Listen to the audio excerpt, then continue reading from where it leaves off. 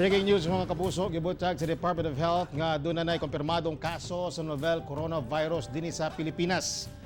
Usa ka 38 anyos nga babaeng Chinese national gikan Wuhan, China, kinsa miabot sa Pilipinas, gikan Hong Kong ang gikatahong nagpositibo sa bong sakit. Miabot sa nasod ang babae natong January 21. Gilayon kini nagpa-admit sa ospital natong January 25 human giubo. Mato ni DOH Secretary Francisco Duque III, asymptomatic ang babae, bot pasabot walay sintomas sama sa hilanat ug ubang pang mga sakit nga duna kini sakit. Gisiguro sa DOH nga himuon nila ang tanan aron dili mokatag ang mao nga sakit. Samtang giklaro sa Davao City Health Office nga adunay 5 ka Chinese nationals ug 3 ka Pilipino ang ginamonitor karon kinsa pulos gikan nagbiyahe abroad ug nakasinati og flu. Usa sa 8 ang na-report kagahapon nga person under investigation sa novel coronavirus. Ani ang report ni Sheila Vergara Rubio.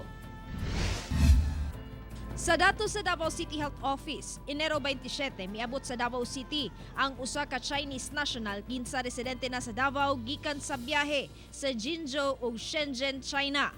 Nagpa-check up kini human nakasinati og flu ug ila isip person under investigation kun PUI subay sa novel coronavirus. Sa under investigation sa karon, initially man po sa symptoms sa pag-admission nasa kalintura o bubo. Karon wala na sa sintomas. Gawa sa usa ka ginaimbestigahang kaso sa posibleng nCoV sa Davao. Adunay laing 7 nga ginamonitor kinsa gikan nag-abroad nga dunay flu apan karon wala nay sintomas. Ang usa miabot sa Davao gikan Guangzhou, China niadtong Enero 24 kinsa usa ka Chinese national ug residente sa Davao. Enero 25, gimonitor usab ang nagpa-check up nga Filipino kinsa gikan Thailand. Enero 29, gimonitor ang nagpa-check up nga Filipino kinsa gikan Beijing, China. Ug ang 3 ka magkabanay nga Chinese nationals kuyog sa Filipina helper kinsa gikan Tianjin, China. Ang usa ka PUI ug 7 nga ginamonitor naka-home quarantine lang.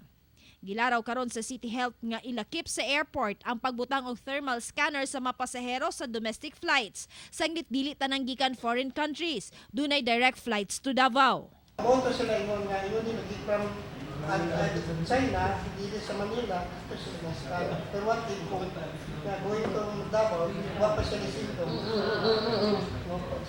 Ang incubation period na almost dagan 2 weeks. Sa Pikas Bahin, ang sample sa mga ginamonitor nga pasyente ipadala sa Australia kung asa maulamang ang dunay kapasidad nga moila og mga bag-ong virus. Mudagan pa og 2 ka semana una mugula ang resulta. Sila lang po yung may capabilities to detect noon as of today. Kasi pag sinabi naman yung like yung MERS-CoV, other pan-coronavirus, yung nagkukas ng pandemic na coronavirus, meron naman tayo noon na matetest sa RITM, like yung sa MERS, sa SARS. Kauban si Bebot Kahes sa kamera. Ako si Sheila Vergara Rubio para sa One Mindanao.